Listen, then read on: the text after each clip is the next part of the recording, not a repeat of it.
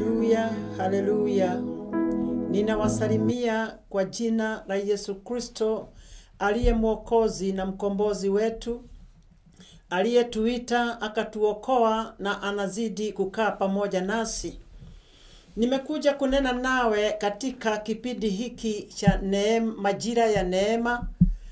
Na wakati huu, mwaka huu, nataka kusema ya kwamba it is a prophetic hour, prophetic year, prophetic month.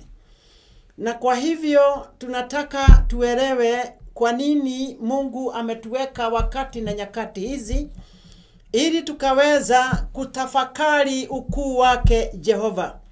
Siku ya leo ninaenda kuenda pamoja nawe msikilizaji wangu, ili nikakueleza ya kwamba kama tutaendelea kukaa tukingoja Mungu awashirie kile ambaye ni chetu. Mwaka huu tumekuwa tukitaka provoking divine intervention for divine settlement.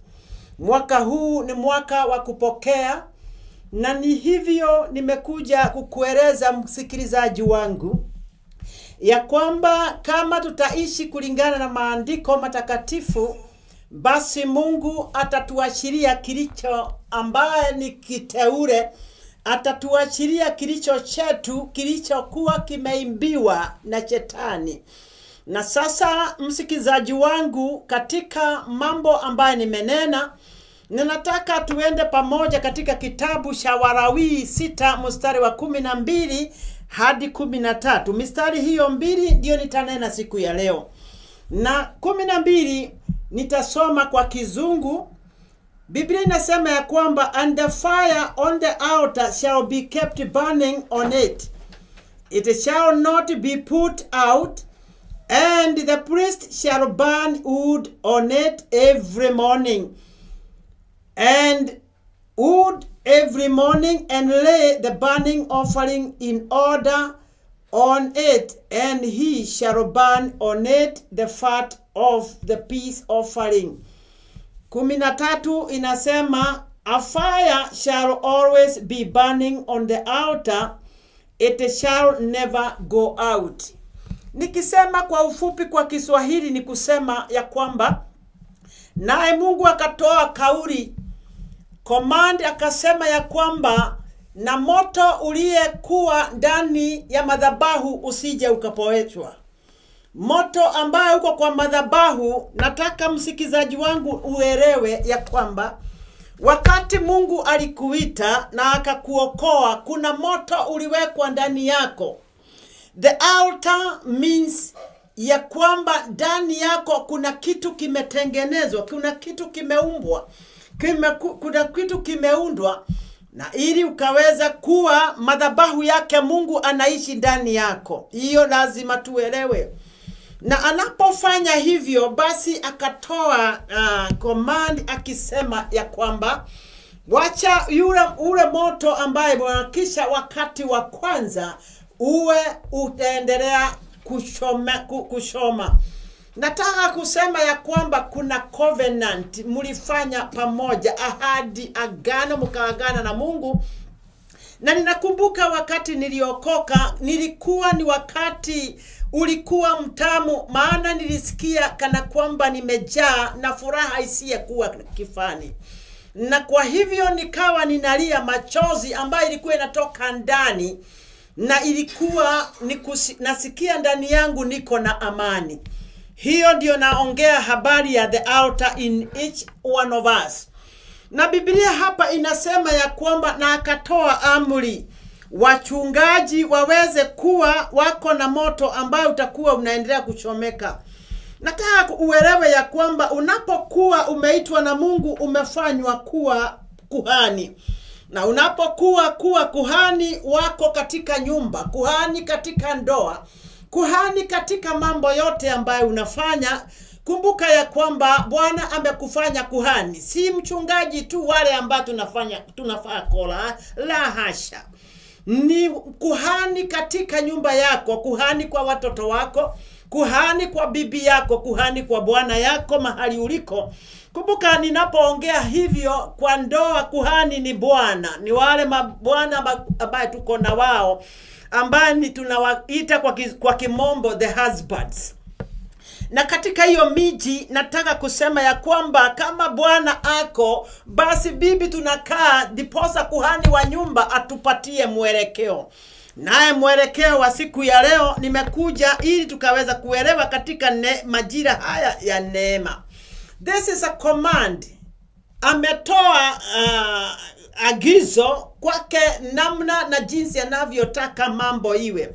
Na ndio akapeana mwelekeo katika kitabu hiki cha Leviticus. Na akasema ya kwamba moto uliyeko ndani, moto uliyewekwa ndani yako na usije ukachoma. Moto huo ni gani? Basi moto huo nataka kuambia wale ambao wananisikiza, mara kwa mara wakati tunaokoka kuna jambo lingine linafaa kuwa juu ya wokovu. Naye jambo hilo ni kupata Roho Mtakatifu.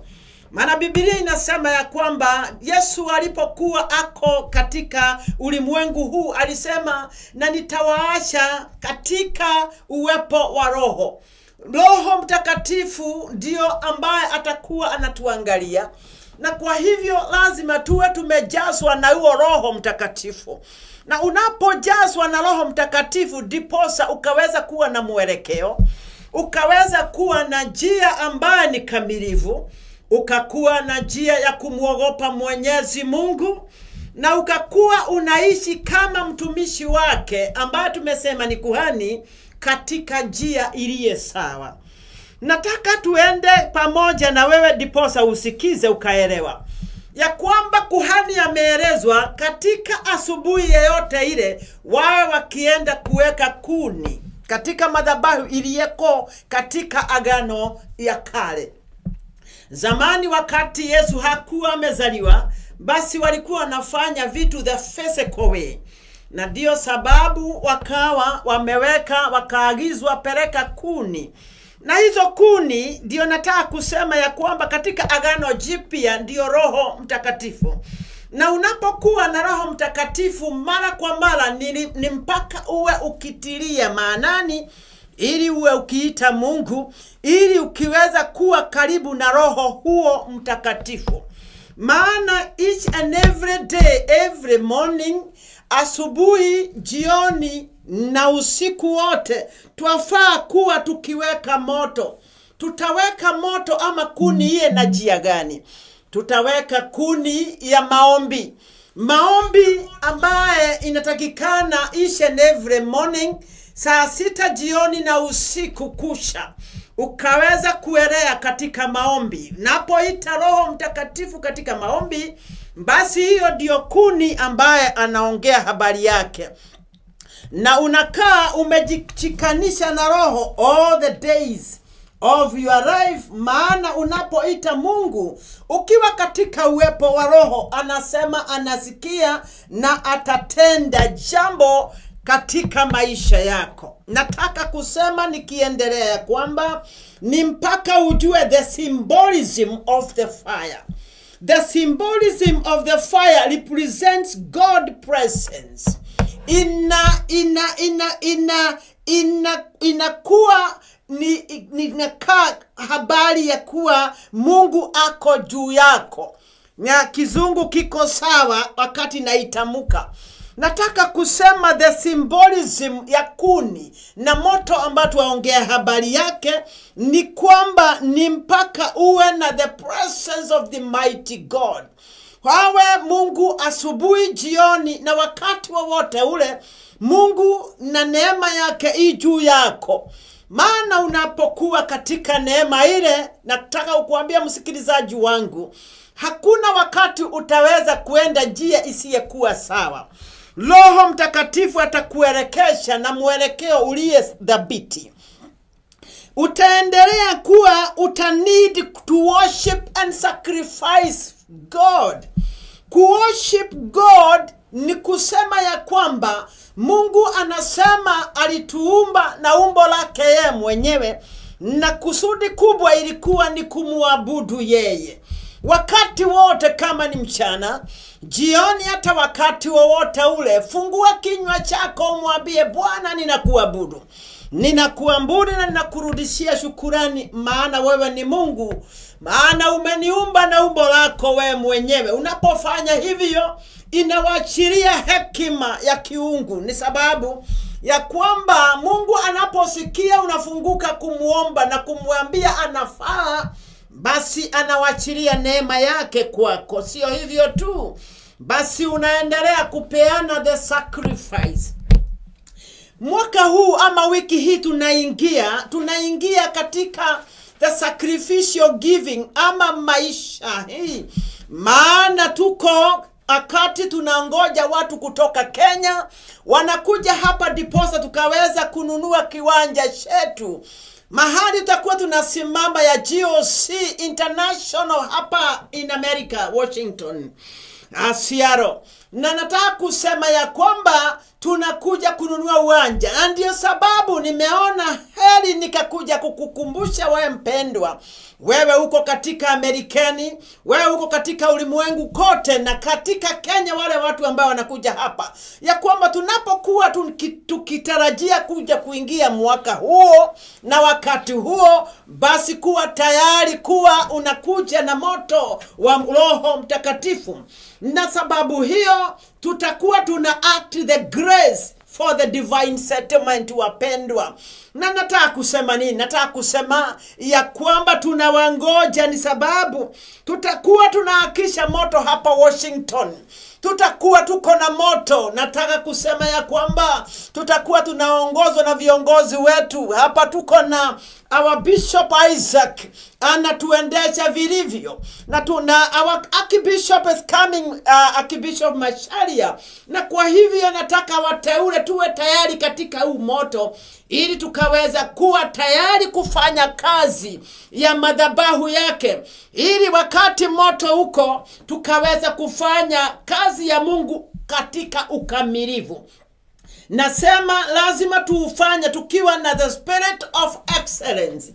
Wakati moto huu tunaendelea kuhakisha kulete kuni na mambo yengine kadha wa kadha, lazima tuwe complete in the spirit of excellence. Nataka kusema ni asante ni sababu ya siku ya leo, maana ninajua ya kwamba yote itawezekana tunapoendelea kuita Mungu katika maombi, tunapoendelea kuambia Mungu tuko tayari, tunapokuwa available, tuko tayari for God, tutakuwa tunawareceive wale wengine, maana yote itawezekana katika uwepo wake Kristo mwaka huu.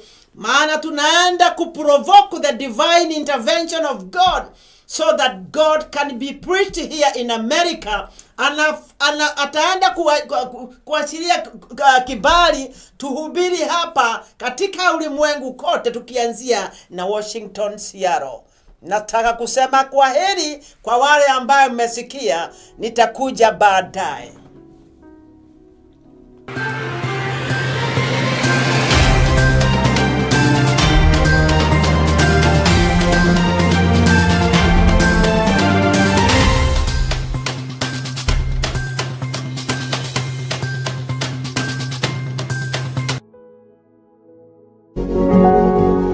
You are watching Pacific Waves Television, USA, a place of nourishment.